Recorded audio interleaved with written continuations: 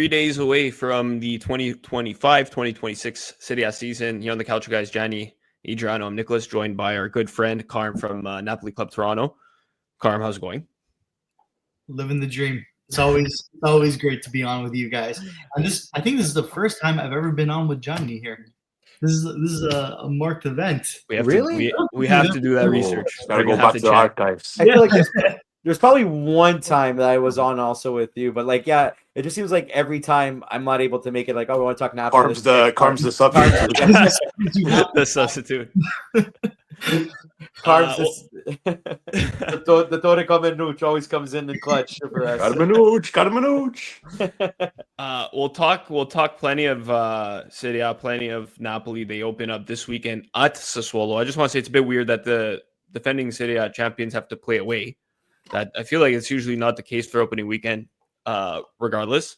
That's Sassuolo against Ismail Kone, the Canadian. But before we get into that, Carm, it feels like Napoli social media, Napoli Calcio royalty was in Toronto this past weekend. You guys had a nice meetup. Oh yeah, that was like legit. The team was here for social media. I missed it. We had a couple guys from the US come up to Toronto. They one of them was a planned trip for a while now that we knew he was coming up, and then one was pretty last minute. He actually came up here because why did he come up? Oh, he wanted to come to a restaurant in the city. Nice. He's from West Virginia, and he drove from West Virginia to Toronto to go to this one restaurant. It's called Antler. I don't know if anyone's heard of it here, but pretty much it's one of the only restaurants, I think maybe the only restaurant that serves game meats. So you can get venison, you can get, now they have bear on the menu, which is crazy. Boar, all these game meats that you can't really get anywhere else. And it's a bib gourmand restaurant, so it's recommended by Michelin. So we ended up getting a reservation for all of us to go there on the Friday night. I'll be honest with you, the best restaurant I think I've ever been to in my life. So if you're ever in Toronto, if you're ever in Toronto, go to Antler. It is Presidente approved. I gotta note that down because my Zeal's a big hunter. Like, so he actually has the storage of some game meat upstairs, and every once in a while he'll like make some deer or some. Yeah, like I've had moose before too, and it's actually like if you cook it well enough, like it actually has a nice. It tastes like chicken. No, not chicken. No, it's different. I had that this past summer in Banff. I had boar. I remember. Venison, I had all those meats. Yeah, they're good. They're different. Yeah, they you either like them or you don't like them. Like bear, for example, I love bear, but some people are a little bit iffy to eat bear. Yeah, it all depends, right? So which their own. Yeah, but yeah, it was a great weekend. I mean, it's always fun to get all the guys together from Toronto and even from the US. There we are. Beautiful. Look at that photo. Group of guys. Legend. But it's a pretty special thing. I don't recall or know of any other fan base that will cross international borders and just chill with each other. They go out, hang around, have barbecues together. We've all met online. We talk pretty much every day, and it's kind of a special group that we have, and this is with all Napoli fans. I feel like it's more of a family-based community than I've seen. Maybe I don't know. This is from my experience, but it's more of a family-based community. Being a Napoli fan, which is it's amazing. Well, I mean, I could speak from personal experience from visiting a couple of years, a couple of years ago when I made my usual visits to relatives in Toronto, made the effort to meet up with you guys, and pretty much I felt the same way. We all just met up. And we just went to go grab dinner at I forget the name of the pizzeria. Napoli Centrale. Yeah. And then we went to get some gelato and stuff, and we were just chilling and talking. I don't think Stefano was able to make it that time, if I'm not mistaken. I don't think. He wasn't. He wasn't able to make it, but yeah, no, I definitely have to echo your sentiment about that. I do feel like I think an honorable Adrian might be able to mention some of the Milan meetups, because I think we've had some Milan clubs come up to Montreal and stuff. Yeah, we have.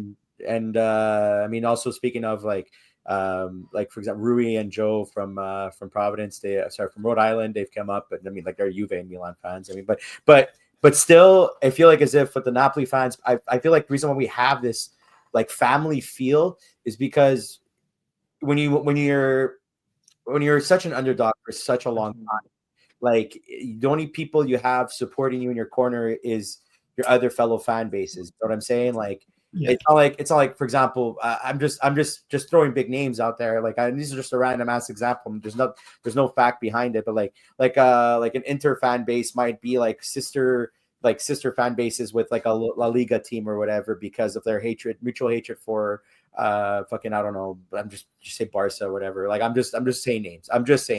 But you know what I mean by that kind of emphasis. Whereas Napoli, it's like, what other fan base do you really have that kind of goes hand in hand with us? You know, even the other Campagnese teams hate Napoli. You know what I'm saying? Like it's like you know what I'm saying? It's we are the Juve of Campania for some reason. Yeah. Even though there's a huge bunch of Juventini in Caserta, but I'm just saying, in all seriousness, it's like I feel like that's why we have that family feel because we just kind of like, okay, we're no longer the underdogs, so to speak. We're gonna get more to that into the pod, but it's like we've had that feeling for such a long time that we just had ourselves, and that's why we just became closer that way, and it just makes it easier. That's the way I take it. I mean, I don't know how you would see it. Probably agree or disagree. Me, yeah, I 100% agree. I mean, with Napoli for the better parts of its history, it's been pretty niche. Now I feel like the market is expanding where it's becoming more global. A lot more people are starting to get on board with Napoli and becoming a Napoli fan. But yeah, for the past, I'm 26 years old. For the past 26 years, give or take, if you're a Napoli fan, you were pretty niche to being a Napoli fan. So that was, as soon as you found somebody else who was a Napoli fan, it was kind of like it was an instant connection between the two of you because it's very rare to have that commonality with somebody else as compared to being a Juve, Milan, or Inter fan. Yeah. That's just another thing also I want to just add in there. I think just even the sheer volume of fan clubs that are coming, being created in these maybe niche areas or even popular cities like Toronto. Like you guys really built it up from the ground up, and a big Canadian city like Toronto, you would have thought that there would have been some sort of Napoli footprint in the past, and maybe there was, and I'm not aware of it, but you guys took it to another level, and then you see these other fan clubs from other cities in the States or even here in Canada, and it's those things I think that are great because it brings those those once upon a time niche Napoli fans or just fans of whatever club, and they bring them to the forefront and get together and enjoy one same passion. So it's a camaraderie that I think, like, if you're not part of it, like, you don't maybe really understand, but like once you're in it, it's a great feeling. And yeah, no, just to echo off your guys' points, like I just wanted to add that in there, just because every maybe not every day, but every so often you kind of see like, oh, like there's a Napoli Club in Los Angeles, there's one in Philadelphia, there's one in New York, the tri-state area, like it just, the list goes on, and guys going in from West Virginia, you said, making the trip, right? So the DC area, right? So it's just amazing, like the global reach now for a lot of these fan clubs, or a lot of these teams rather, making fan clubs in these cities. And I think that it goes a long way, and hopefully the clubs back in the motherland see this, and that's our goal at the end of the day. And with the English content that we try to put out, these fan clubs that we're a part of, if it be Napoli Club Toronto, or I'm biased here, but Millian Club Montreal, and it just continuously getting that global reach. I think that's the big goal at the end. Speaking of like global reach and stuff, well, it's one thing I remember on a podcast a while back. I mentioned about what De Laurentiis seems like his vision was to get international talent to establish fan clubs and interest in other countries, right? Yeah. Like the whole like Osimhen in Nigeria. There was Nigeria Club Napoli that started up because of Osimhen, and basically I remember a couple of years back when I was at the Napoli game, you see a whole section of people waving Georgia flags because of Kvaratskhelia. But funny story in terms of global reach. It's a random story, but this is when it kind of hit me where it's like, like it had the like not eureka or like aha moment type of thing. So I was random, I know, but I was playing World of Warcraft with some friends of mine, and I just entered a group, like a group chat, like a guild chat, whatever, on Discord, and we're talking blah blah blah, and then I hear two of the people start talking soccer, and they're talking soccer, right? And I'm like, oh, I love it too, blah blah blah, and they're like, oh yeah, what's your favorite team? And I tell them my favorite teams and stuff, and they're like, really, a Napoli fan? Really, you're such a bandwagoner? I'm like, buddy, if I had the bandwagon team in Italy, what makes you think I'd bandwagon onto Napoli? Let's be real here. The kicker, they were Prem fans, so that just made it even better. I'm like, but you guys watch the Money League. What the fuck are you talking about? Calling me a bandwagoner?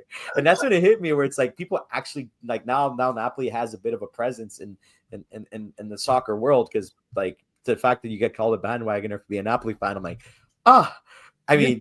Sure, but like it's a big step up. Yeah, you guys made it. Instead of who, Maradona's old club. Or instead of who, it's really Napoli. That's the other one. You know, there's other teams in Serie A, right? You're like, yeah, I know. Amazing. In terms of actual Napoli, the team, not the quietest summer, but not the busiest summer either.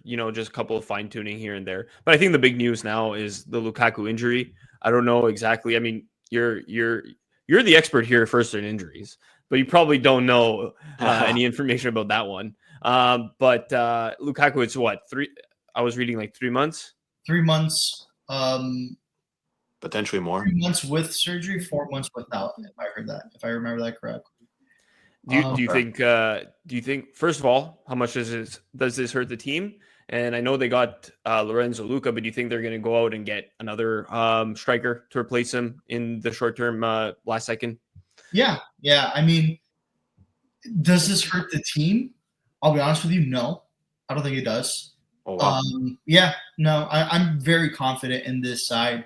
Where a setback like this, I feel like we've well prepared for it with the transfers that came in this summer. It may hurt us a little bit. We may have some games that were probably not as sharp, learning how to play with Luka up top, or Napoli has tried out KDB as a false 9 in the preseason. I like the way that worked too, right? So you have an option already off the bat there. There may be some setbacks. This is a sport. You're always going to have setbacks. But in terms of, is this drastically going to change things? I don't believe so. I do think we are going to go into the market and get another striker. Maybe we'll even get a winger who can also slot in at a striker role. I'm looking at Ademola Lookman in that situation.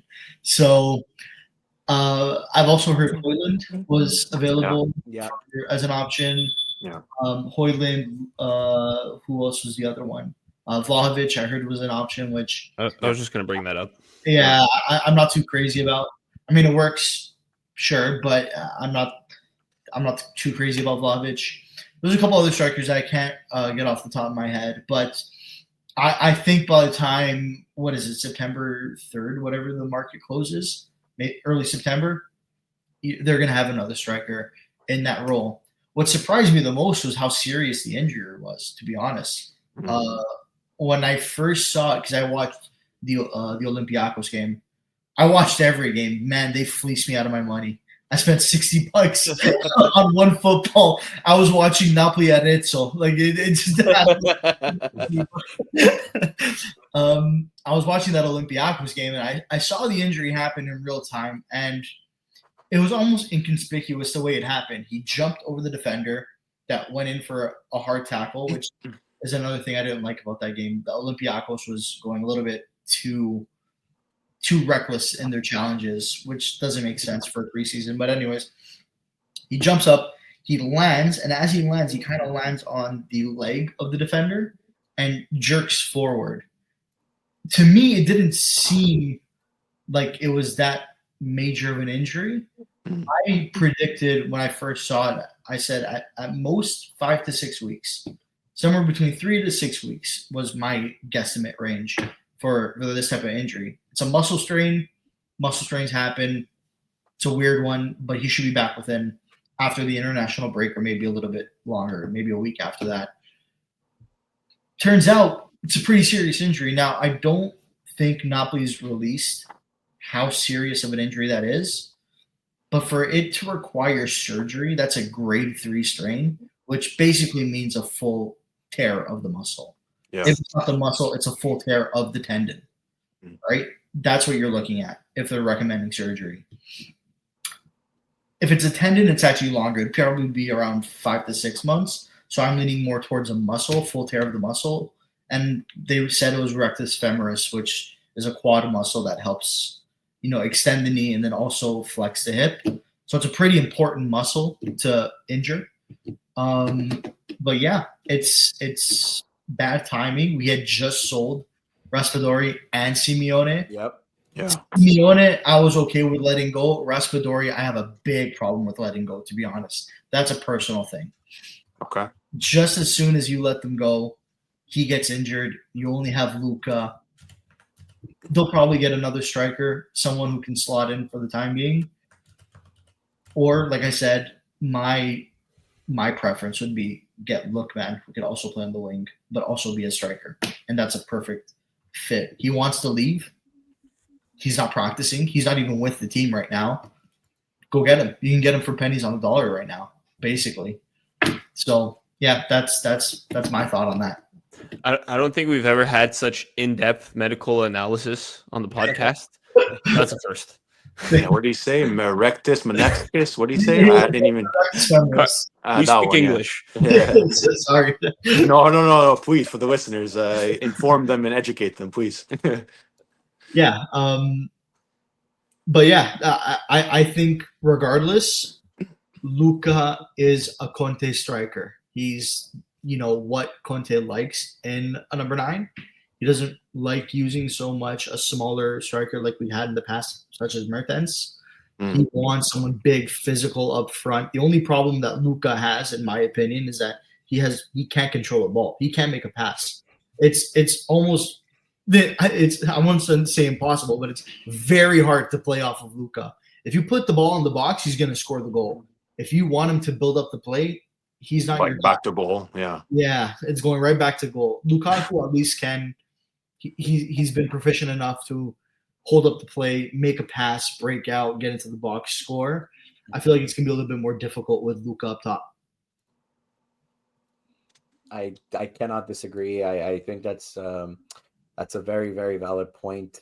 That's one thing that makes Lukaku so great is the fact that his hold-up play, he puts his back to the defender, gets that ball. They're not getting around him.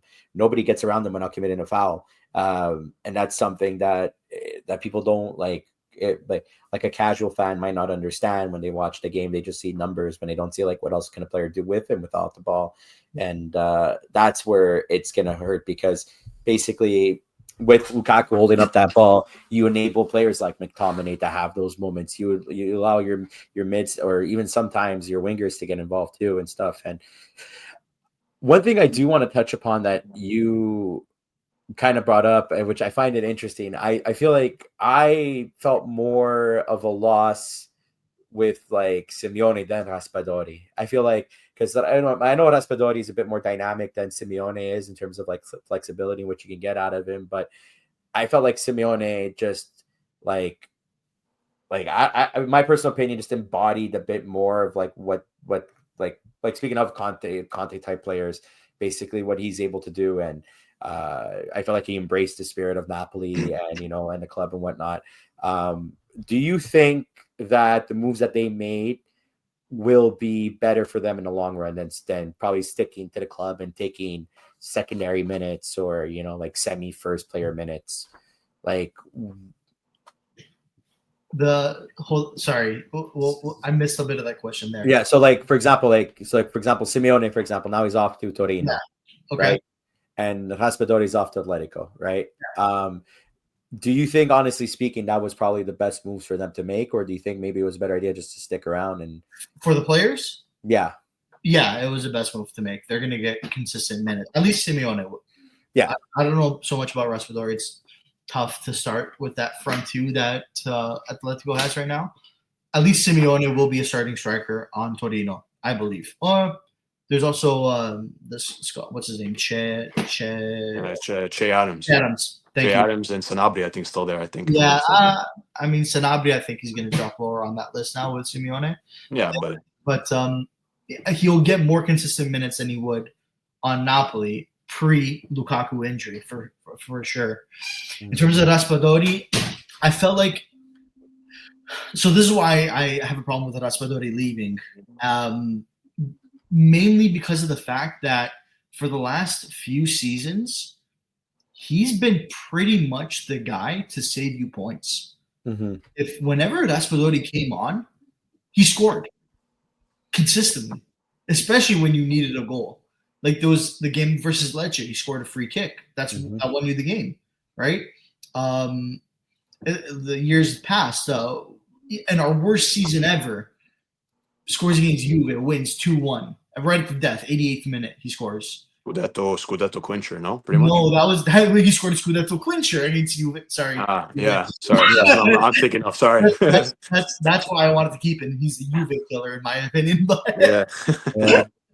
But no, apart from the fact that he comes onto the field and he's clutch. He has a clutch gene to him. Coming up to a World Cup year with Italy, it'd be great for him to keep on developing and, potentially get a start if Italy makes it in 2026, right? Yeah. So it would have been the year where maybe Conte could have inserted him more, I believe, give him more minutes either as a 10 or as a striker. I think he works fantastic in both roles. I like him more as a 10 than I do as a number 9, but he can still fit in wherever you need him to put. He's dynamic. He's very good with the ball, right? He's shifty. He makes the right pass. He knows where to be on the field. He always finds himself in the perfect position in the 18-yard box, and he knows how to finish. These are all qualities to me that make him, I wouldn't say invaluable, but these intangibles of his play. I think he's one of the best trequartisti in Italy for sure.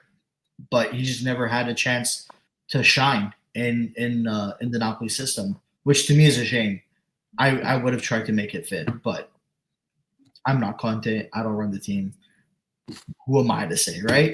Yeah, it's true. But yeah, that's what I feel about Raspadori. I think he's more of a loss than Simeone, in my opinion. And it's such a funny transfer, like Atletico Madrid. Like, yeah. Is he going to be a starter there? We don't know. I mean, I know Simeone there is kind of similar mentality coaching wise to Conte, that grinta style, if you'll call that. So maybe maybe the systems fit. But when I saw that, I was a bit shocked. I'll be honest, I don't know too much about Atletico. I don't know. I mean, Griezmann's still there, right? Yeah, I believe so. Is he? Yeah. I think so. Yeah. And it's funny because Atletico brought in 2 Italians, right? They brought in Raspadori, they brought in Ruggeri from Atalanta, the wing back. So it's interesting what Cholito Simeone is doing there. Still got that Italian DNA in him. Yeah, I guess so, right? Like he's going back to the roots, I guess. I don't know, but no, I think even just for Raspadori, like, listen, I don't think he's like a world beater in any stretch of the imagination. That's my opinion. Like he's a decent player. Like obviously, like for the moments that he had for Napoli, it was obviously huge. I think he's my opinion, he's a better club player than he is for the national team. But again, I think he could be used either way. But hey, it's another step in his career, right? Like Atletico is not a nobody team either, right? It's an important league. It's an important team, and if you're in the big 3 in Spain, I mean, I think it means something, right? So, for him, hopeful for better things to come. But I think more for the moments, touching upon like Carm's point, the clutch factor. If it be the free kicks, if it be just the last minute goals, if it be scoring a goal when you need it, even to salvage a point, like whatever it was, he was part of these Scudetti runs, and I think that was huge. But going on to I keeping on the frame of mind of transfers, I think Napoli has been I mean, relatively active. I would say, like, obviously the whole Osimhen thing out was finally, like, we touched upon it last week with Johnny, and he spoke, brilliantly about it. Just finally getting that off your backs, I guess you can say, as Napoli fans and just Napoli as a club.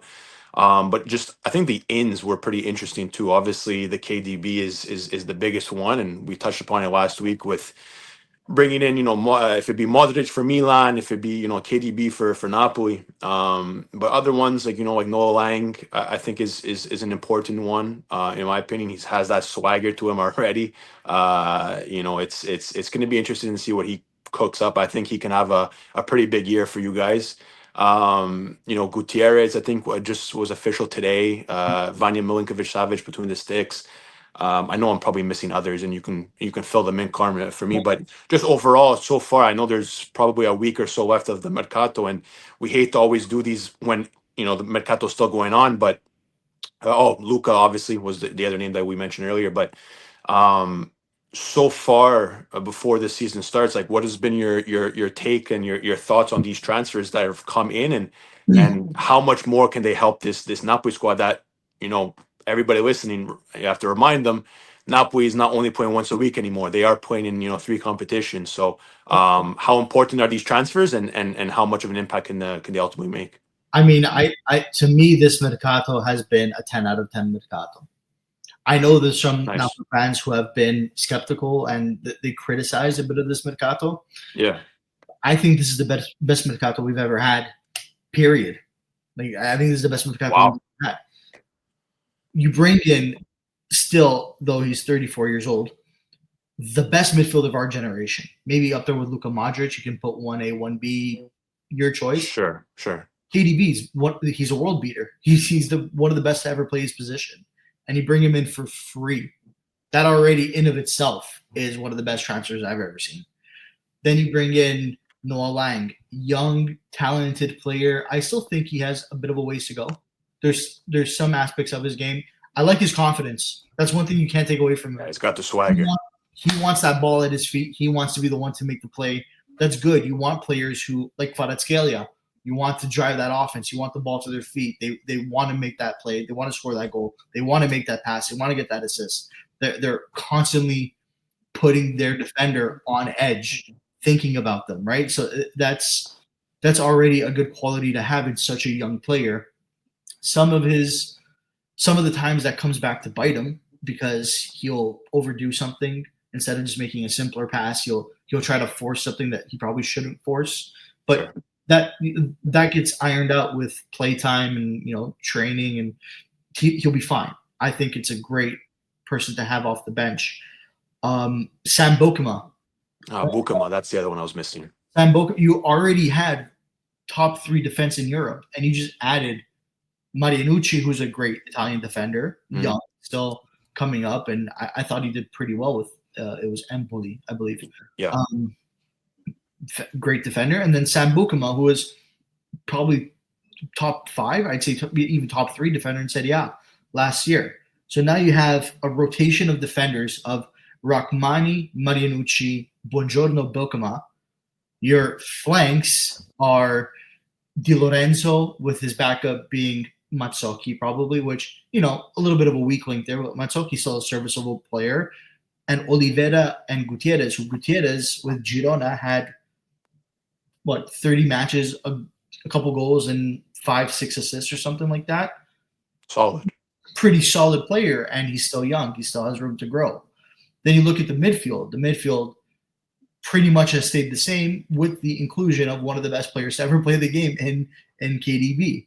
So, and then you have their backups that are that I feel like are just as good, such as if Lobotka can't go the full 90 minutes, you have Billy Gilmore, who comes in to sub him out. And Gilmore has been pretty good for Napoli so far. McTominay, Anguissa, I'm missing a midfielder here. Hold on. Luis Hassa and Vergara, who are still very young players. I don't think they're going to be playing too much, but I saw them in their preseason matches. They look comfortable already in first team form, right? So if you really came down to the wire, you need to slot them in just to give the main guys a rest. 75th minute, you're winning 3-1 or whatever it is. Go put them on, right? Get these the main guys off, let them rest. We have a couple games coming up that are more intense. Let these guys play. They'll be able to handle their own. And then when you look at the attack now, well, obviously with Lukaku gone, but you still have Politano, who I think is a very, very good right winger who Conte uses as a wing back, so he's very versatile. David Neres, who after Kvaratskhelia is probably one of my favorite wingers that we've had in the last couple of seasons. He is a hassle for defenders. They can't stop him. You think you have him, and then 1 minute he's gone. Like he's fast, he's shifty.